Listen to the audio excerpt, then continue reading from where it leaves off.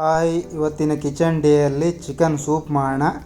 ಇದಕ್ಕೆ ನಾನು ಕ್ಯಾರೆಟು, ಬೆಳ್ಳುಳ್ಳಿ, ಶುಂಠಿ, ಕೊತ್ತಂಬರಿ ಸೊಪ್ಪು ಹಾಗೆ ಚಿಕನ್ನ ಚಿಕ್ಕ ಚಿಕ್ಕ ಪೀಸ್ ಮಾಡಿ ಕಟ್ ಮಾಡಿ ಇಟ್ಕೊಂಡಿದ್ದೀನಿ. ಸೊ ಮೊದಲಿಗೆ ನಾನಿಲ್ಲಿ 3 ಸ್ಪೂನ್ ಎಣ್ಣೆ ಹಾಕ್ಕೊಂಡು ಕ್ಯಾರೆಟ್ ಮತ್ತು ಗಾರ್ಲಿಕ್ನ ಫ್ರೈ ಮಾಡ್ಕೊತಾ ಇದ್ದೀನಿ. ಇದಕ್ಕೆ ಒಂದು 3 ನಿಮಿಷ ಫ್ರೈ ಮಾಡ್ಕೊಳ್ಳಿ. ಇದನ್ನು ಫ್ರೈ ಆದ ನಂತರ ಒಂಚೂರು ಕೊತ್ತಂಬರಿ ಸೊಪ್ಪನ್ನ ಹಾಕ್ಕೊಂಡು ಮತ್ತೆ 1 ನಿಮಿಷ ಫ್ರೈ ಮಾಡ್ಕೊಳ್ಳಿ.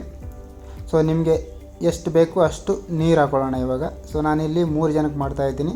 ಸೊ 3/4 ಲೀಟ್ರ್ ನೀರು ಹಾಕೋತಾ ಇದ್ದೀನಿ.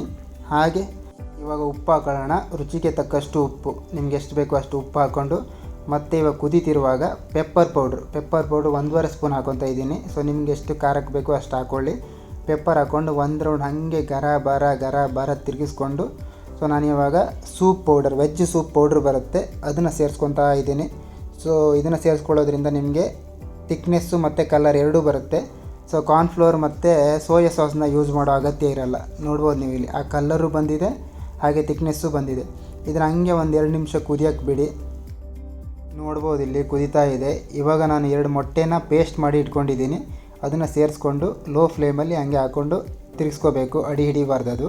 ಸೊ ಹಂಗೆ ತಿರುಗಿಸ್ಕೊಳ್ಳಿ, ಗರ ಬರ ಅಂತ ಮತ್ತೆ ತಿರುಗಿಸ್ಕೊಳ್ಳಿ. ಸೊ ಇವಾಗ ಆಲ್ಮೋಸ್ಟ್ ರೆಡಿ ಆಗಿದೆ, ನೋಡ್ಬೋದು ನೀವು. ನೋಡಿ ಇವಾಗ ಕಂಪ್ಲೀಟಾಗಿ ರೆಡಿ ಆಗಿದೆ. ಸೊ ಈ ಥರ ಕಾಣುತ್ತೆ, ಘಮ ಅಂತ ಇದೆ. ಬಿಸಿಯಾದ ಚಿಕನ್ ಸೂಪ್ ರೆಡಿಯಾಗಿದೆ. ಇದನ್ನು ಬೌಲ್ಗೆ ಹಾಕ್ಬಿಟ್ಟು ಬಾರಿಸೋಣ ಇವಾಗ. ಸೊ ಈ ಥರ ಕಾಣುತ್ತೆ ನೋಡಿ, ಸಖತ್ತಾಗಿ ಬಂದಿದೆ.